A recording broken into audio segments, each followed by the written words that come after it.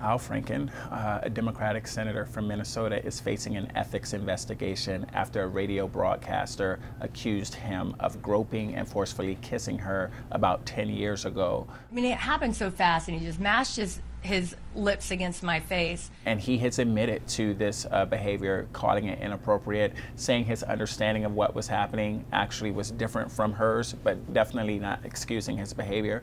And a further apology of his said that he was willing to participate in the investigation. Multiple Democratic lawmakers have called for the investigation and have come out forcefully saying that the behavior was inappropriate. And most notably so has President Donald Trump, someone who himself has been facing sexual harassment and assault allegations for more than a year now. The response we got from the president mainly focused on the fact that Franken has spoken out against sexual harassment and assault in the past, despite having this in his own background.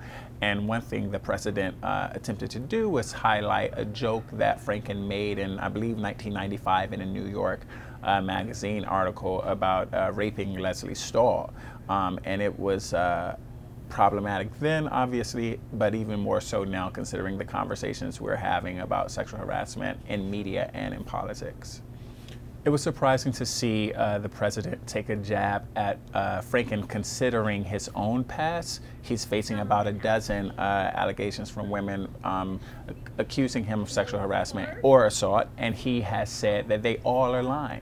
Never happened. It's a lie. Which goes directly against the whole movement we're seeing now, which is to believe women when they come forward with these accusations.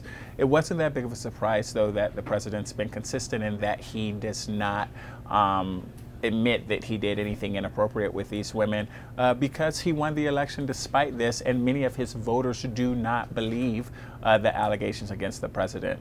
I think we see Roy Moore taking a play out of the Trump 2016 campaign playbook, which makes a lot of sense because Roy Moore has been supported throughout his candidacy by Steve Bannon, the former chief strategist for the White House, who was also behind Trump's successful election. And the reality is he saw that many voters, including women, including evangelical women of faith, were not so turned off by the allegations that they didn't support Trump. So I'm thinking that he believes very much that that will be the case for him as well. We have seen women come out in defense of him, but a different response than Moore is taking is he's doubling down on his Christian conservative campaign rhetoric.